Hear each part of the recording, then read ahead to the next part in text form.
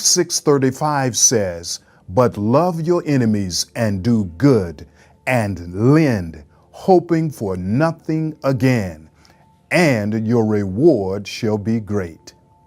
Friends of mine, did you know that research says that simple acts of kindness can contribute to boosting your mood, reducing stress, and possibly alleviating symptoms of depression or anxiety? I saw a bumper sticker that said, "Show random acts of kindness." What is kindness? It's love in the little things. You know, it reminds me of a story about a woman who came down the aisles of a church to give her heart to the Lord Jesus Christ. The pastor wanted to know what had impacted her life for Christ. She said, "You did." The pastor replied, "That's really interesting. What did I say that brought you to Christ?" She said, "It was nothing you said, but something you did." You see, when I saw you being criticized unfairly by someone, and I saw the kindness with which you responded, that's when I knew your faith was real. Friends of mine, what random little act of kindness can you do today that will demonstrate your faith is not phony but real? Today, I want to encourage you to reduce your stress by doing little acts of kindness. You see, there is no excuse for not doing good to those who are even your enemies. God bless.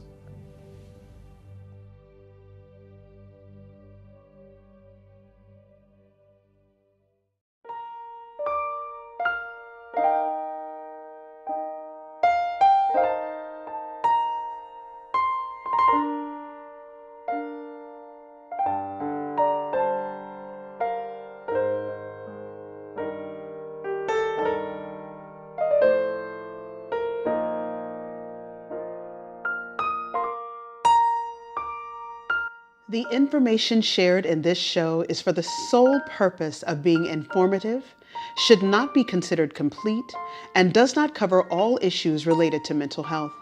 This information should not replace consultations with your doctor, other qualified mental health providers, and/or specialists. If you believe you or another individual is suffering from a mental health crisis or other medical emergencies, contact your doctor immediately, seek medical attention immediately in an emergency room, or emergency mental health services.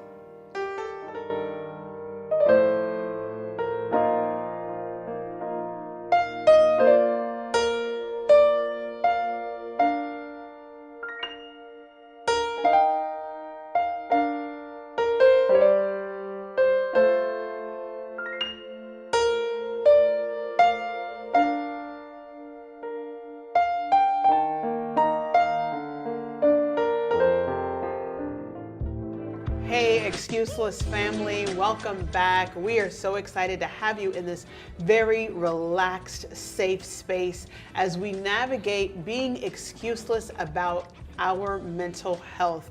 As always, we want to let you know that this space is about encouraging, informing, and instructing. It is not meant to diagnose anything that you may be going through.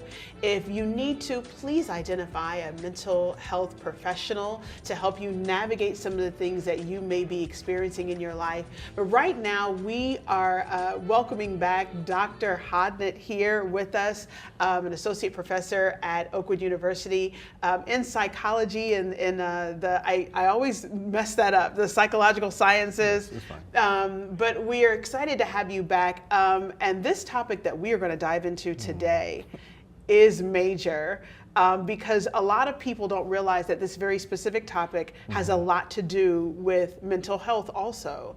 And that is the topic of forgiveness. Wow, right? Yeah. Just let's start with a basic definition of forgiveness. Yeah. Forgiveness is essentially coming to a place where you are no longer holding someone who has done some type of harm or hurt to you. You're no longer holding them responsible and seeking specific, I don't want to say restitution, but you're no longer seeking that they are going to pay for what they have done to you. Wow. And so in some ways, it's letting things go. Yeah. Yeah. And so immediately, I'm sure people would think that with a definition like that, we'd immediately dive into, how do I forgive others? What if this person did something to me? What if that person did something? But you and I had an interesting conversation right beforehand, and we said that the first thing that we're going to discuss is forgiving ourselves. Yeah. With the definition that you spoke of just it's trying to get someone to pay for. And we don't realize that we a lot of times do that to ourselves. Yeah. Can we just start with talking about what does that look like when you talk about forgiving yourself? Yeah. I mean, ultimately, a lot of times we hold ourselves to a certain standard that in many cases is impossible to reach. Wow. We can be very, some of us can be very hard on ourselves, kind of perfectionistic. And even when we make mistakes that are just a part of life, we hold ourselves, I don't want to say hostage, but we don't let it go. And that can be problematic because one of the things that we've seen is when a person does not forgive themselves, that can lead to other things regarding their mental health, things like depression and other things which can send them down a road which really could be prevented if they could have let things go. Yeah. One of the things that you'll notice if you've ever had to deal with forgiving yourself is that you will oftentimes relive or recall or replay in your mind the thing that you did that was undesirable or that needed to be forgiven. And so really you're kept in a type of bondage and replaying this loop that won't end. And if you really think about it, that's nowhere that God wants us to be. He wants us to be free. He's told us in his word that, he said, I've come that you might have life and you might have life more abundantly. Yeah. So the idea that something is keeping us in bondage lets us know that it's not from God and it's not for our best interest. And so being able to forgive ourselves really comes to a place where we acknowledge what we might have done that is outside of what was best, but it's also something along the lines of allowing ourselves some grace. The grace that God gives us is grace that we can apply to our own lives and in how we look at ourselves and respond to the things that we have done that are not the best. So it's so funny because when we were, talking about this subject, or we knew we were going to talk about this subject, and when I thought about forgiveness, I thought that a lot of times it would be easier for people to forgive themselves because, when you think about sometimes I assumed that we have more grace for ourselves than we do for others, right? If somebody else does us wrong, that's one thing. But when we do something wrong, we're like, oh, oops, oh, that wasn't my intent. Whereas we find a lot of times it's actually harder for a person to forgive themselves. Why do you think that is? I think a lot of times the idea in some regards may stem from identity. The idea that I should be above this, or I shouldn't have made those mistakes or any mistakes. And we might say, oh, no mistakes, that might be a little bit much, but to some extent, we hold ourselves to a certain level of perfectionism. And so when we don't meet that particular level of perfection, it can kind of haunt us because in some ways it speaks to who we are. And most of us want to see ourselves in a positive light and to not necessarily have faults, which we all do, but to the extent that we are focusing on, I think that's the real issue, is to what extent are we focusing on not what the good that we do, but also on the negative. And so it can run the gamut. For some people, they might only focus on the good things that they do. Right. And then some people are really focused on the things that they didn't do right. And so it could be, 20, 30 years, and they're still replaying in their mind that reel of something that they messed up. And I can empathize with that because sometimes some of the mistakes that we make can have real life implications on our lives as well as the lives of others. Yeah. And so it makes a lot of sense as to why someone would do that, but ultimately God wants the best for us. And so to be free from that is one of the things that he wants to do for us. And so I think understanding not only that we are fallible, and God knows our frame. He knows that we make mistakes, and He extends us that grace. And that's a grace that He also wants us to extend to ourselves and to others. So as we navigate this idea of having to forgive ourselves and why it is necessary, because we know that it does have adverse effects on our mental health, we can see a lot of times that it can affect, like you said, the relationships around us. What happens when a person, well, let's go back, because you talked about creating these standards that are almost impossible. And so a lot of times when a mistake is made underneath that impossible standard, that is when we begin to have difficulty forgiving, because we keep replaying what we should have done over and over in our heads. How do we keep from creating those standards for ourselves that are almost impossible to maintain or to adhere to? How do we keep from creating impossible standards? That's a great question. And I think to a large extent, we have to ask ourselves, where do those standards come from? I mean, like, who told me that I needed to be perfect? You know, obviously Christ came to save those who have sinned, which is everybody. So it's not like He's expecting us to be perfect in the sense that we can be perfect outside of His grace and His empowerment. So the question then is, where do we get these ideas that we must be perfect? And I would suggest that a lot of times we have taken on the ideas of what society, what our families, what our communities may suggest or uphold as standards or ideas of what should be, and we internalize those things. We make them a part of what we are then striving to become or to be or to reflect. And so when we miss the mark, so to speak, then we are judging ourselves by external markers. And so that can be problematic, because ultimately we need to have the idea of, what is God's standard for me? And even not only what is His standard for me, not just to say, oh, He's looking at us trying to, you know, see where we go wrong, He's ready to punish us. Not from that standard, but the standard from, since Christ is perfect, He empowers us to be perfect. And when we fall short, He extends grace. So He has us covered, as you know, it says in Hebrews, you know, He's the author and finisher of our faith. He's the beginning and the end. So He's got us covered on the perfection side, and He's got us covered on the side of when we are not perfect. So He's got us covered. So the question then is, when we are not perfect and we continue to hold ourselves hostage, why is that? And I would suggest that part of that comes from, at least from a spiritual perspective, part of that comes from the enemy indicting us, coming and whispering things in our minds and our hearts to help, to try to make us feel like we're not worthy. Wow. When you look at the example, I think it was of Jacob, when he was had that night of wrestling. One of the things that I believe the Desire of Ages talks about is that he was wrestling not only with the person he was wrestling with right then and there, but also with all the things that he had done wrong. Wow, yeah. And so that idea of forgiving yourself, he had to deal with. And so the idea of presenting Christ's righteousness to exonerate you and say, you know, no, I may have done this wrong, but I am now set free, is one thing that we can do.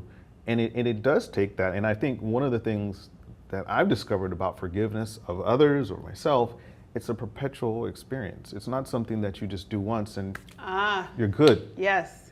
So you will consistently, after forgiving someone or even yourself, you will consistently be tempted to replay that, to go and dig up out of the cemetery this corpse. Yeah. And so really what we are called to do is to keep that thing in the ground and to not dig it up and to not pull it up.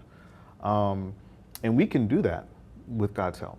And it's so funny because you literally went right into my next question, because I'm just like, we talk about forgiveness and how do we keep from replaying that thing that happened in the 5th grade when, you know, when we did this to an individual or happened 20 years ago. And you know, a lot of times, sometimes those reflections will happen a lot of times when you're alone or you're laying in bed and you're kind of staring at the ceiling and you can't get any rest, and that one little thing comes back in your head and it's just like, oh, I did this thing. How do we keep from reliving that thing over and over again when we think, oh, I've forgiven myself for doing that, Yeah. and then it pops back up, and you remember all of the feelings or the pain that it caused yourself or the people around you. How do we keep from that taking over? Yeah, you know, there's a verse in the Bible that talks about, I think it's 2 Corinthians 10:5, which one of the things it says is to take every thought captive, which is, in my mind, meaning that we are not allowing the thoughts to just run away with us, and we are now at the mercy of whatever comes into our mind. Wow. We are in control of what we think, and we have been given that ability by God to be able to say, this is something I'm going to dwell on, or this is something I'm not going to dwell on. And one of the things I find that when we will focus on not the things that we keep ruminating, which is to say to keep thinking about it over and over again, when we will focus instead upon God's forgiveness, upon His grace, about not necessarily how we see ourselves or even how other people see us, but how does God see us? And when we can make that our reality and make that our focus, we can be set free from that reoccurring merry-go-round of thoughts that will just keep coming back around and around and around. So a great question, because we're still in that realm of talking about forgiving ourselves. Let's say, for the sake of discussion, you have an individual or you have a person that decides that they have wronged an individual, they were at fault, and the person that they wronged or were at fault with may have passed away or died, or they can't get in contact with anymore. How then do you go about forgiving yourself in a situation like that when you cannot seek forgiveness? And we'll talk about whether that's necessary too a little later, but when forgiveness has not been given to you from the individual that you may have harmed, how do you go about forgiving yourself in that situation? Yeah, that's a tough one, because ultimately, usually one of the things you want to do is to seek closure and forgiveness from the person if they're not around to be able to offer that. One of the ways that I've heard and seen people approach that is they might journal. They might write the person a letter. And as much as they can on their own, they will go through the process and the steps involved in seeking forgiveness, obviously up until being able to ask the person. Right. And I think as you do that, you have a choice to make. Once you've gone through that process, is there anything more I could do? And if the answer is no, if there is we can't talk to the person, and maybe let's say you've taken all the steps necessary to try to make restitution, to try to make up for whatever the situation or issue was. Once you've done all those things and there's nothing left to do, then now you're faced with a distinct choice as to how then am I going to move forward? How am I going to move past this? How am I going to deal with it? And to be able to, moment by moment sometimes, to be able to focus on the things, as the Bible says, focus on things that are above. Yeah. And so to be able to claim God's forgiveness, claim His righteousness, and to be able to say, even though I might be hampered or followed around by these nagging guilt or this nagging feeling of, man, I messed up, to be able to accept how He sees you and not depend on your own feelings is really one of the major keys I can think of. So we speak about forgiving ourselves. We speak about maybe people forgiving us for something we may have done to them. But I think it's important too sometimes to note that being forgiven or forgiving yourself doesn't mean that you're absolved of consequences from something that may have happened. How do you, after forgiveness has been given or you've given it to yourself, how then do I, as an individual, navigate the consequences of my actions in the midst of the forgiveness that I'm giving myself? Yeah, and see, that can be a tough one, because a lot of times we want the consequences to go away. Yes, absolutely. We may ask someone for forgiveness or even try to forgive ourselves, and we want the consequences to go away. But I find that sometimes consequences can be a blessing in the sense that they remind us of basically not to go back there. Right, yeah. Not to revisit whatever brought those consequences about. But the other thing I think with consequences is we have to recognize, you have natural consequences, things that happen naturally as a result of our actions. But there's nothing that comes to us that God hasn't that he hasn't curated or seen ahead of time to determine if this is something that we should deal with or something that we shouldn't. And so as we deal with those consequences, I really feel that it's not something necessary that we should run from. It's not necessarily something that need be something that ruins our lives. I think we can embrace, within reason, obviously, Yeah, but obviously. Embrace those things and deal with it head on. Wow. You know, sometimes it requires courage, but sometimes being able to address something head on is far better than running from it. I love that. Now, another situation, I've forgiven myself. I feel like I've been able to move past it, and then I repeat the behavior. Okay. Is that healthy? If I just keep having to forgive myself for the same thing over and over again, is that a healthy thing to do? It can be. It can be. I would say discouraging. That's the word I would think about. Yeah. Especially if it's something that you're trying to overcome and you're trying to not do, and you continue to do it. That can be discouraging. And after a while, you can come to the point where you may even doubt your own sincerity in terms of repenting. Yes. But I think in those cases, you know, obviously consider the source, but in those cases, I think if you see that there's a recurrent pattern, then you have some questions to ask yourself.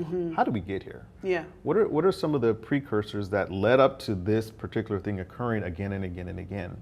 And it may be necessary to visit that and review that with a therapist to kind of unpack what is it that's causing this recurring loop of behavior, because we don't do things just randomly. There's usually some kind of antecedent or something that's gone before that's led to us getting to why we're doing what we're doing. And usually the behaviors that we have, in some way, they're functional. They're fulfilling a purpose. And so even if you may not necessarily be able to see it, being able to unpack and uncover that is going to be key to understanding then how to avoid getting in that pattern and repeating it again and again and again. So we have, in forgiving ourselves, a lot of times we will have situations where, and I think a while ago, Pastor Kirk and Pastor Snell and I talked about this on the live about intent, and how, you know, what I intended may not have been what the actual result was. Yeah. So is it necessary to forgive yourself for something you didn't think you did wrong? Yeah, and you know, the interesting thing about this idea of grappling with whether or not you did something wrong, one of the things I've found is that sometimes God will deal with things in layers. So at the surface, you may not necessarily have thought you did anything wrong, but as time goes on, His Spirit begins to kind of peel back those layers like an onion, and then you begin to see yourself a bit more clearly in terms of how and why and the motives behind what you may have done. And so you may not necessarily have initially thought you did something wrong, but that doesn't absolve you from the hurt that it may have caused. And so one of the things that we have to recognize is even our intent, while it matters, it's not the full issue, because ultimately I might not have intended to hurt you, but if I still hurt you, then I have to acknowledge that and be able to be humble enough to say, that's something I regret that happened, but then also I'm sorry. Yeah. Now, if we're talking about ourselves, those are things that you can grapple with at a greater level with perhaps a therapist, or I've even seen where journaling sometimes can be helpful in kind of working through and processing some of those things. But ultimately, intent, while it matters, it's not the full story, I don't think. Wow, that's incredible. And I love this because, again, we can see how the effects of sometimes, if we are terrible at forgiving ourselves, then we will sometimes can be terrible at forgiving others. Yeah. Which is, necessary, especially as we shift into the next part of our conversation about forgiving others. Yeah. But I love the idea of making sure that is something that you can do with yourself through therapy, through journaling, through prayer. That is something that is quite necessary for us to do in order to be effective. Wow, this is an incredible conversation, and we cannot fit the subject of forgiveness into one conversation. Right now, we just talked about forgiving ourselves. Our part 2 conversation is going to be talking about how to forgive others and why that is so important to our mental health. Please join us tomorrow as we continue this conversation and we continue to become excuseless. What's good, everybody? The excuseless revolution is underway and lives are being radically changed. There are some of you that have the hard copy of the book. There's some that have the ebook. But I want you to know we've heard the call and the audiobook is now available on Audible. There are some of us that need to see the word. Some of us need to hear it. But however you receive it, God be praised. I want to encourage you to go on to Audible, get your version, and continue the journey of becoming excuseless. Hello, I'm Pastor Deblier Snell, Speaker Director for the Breath of Life television ministry. This ministry was established to take the gospel of Jesus Christ throughout North America and across the globe. My goal is to make Jesus Christ known through the preaching of the word.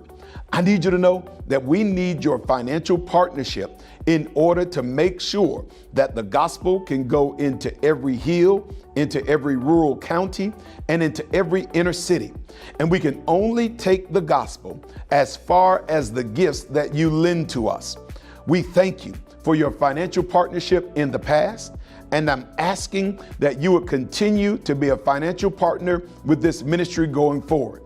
Here are some ways you can give. You can give online at our website at www.breathoflife.tv. You can send your gift by mail to Breath of Life, P.O. Box 5960, Huntsville, Alabama 35814.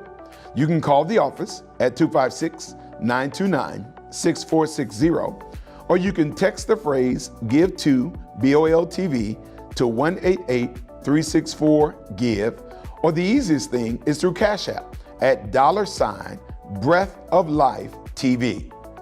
I want you to know that every dime that you give goes right back into the ministry so that we can enlarge our reach and make sure that the entire world knows that Jesus saves and that Jesus Christ is coming again. God bless you, and we thank you for your generosity to the Breath of Life ministry.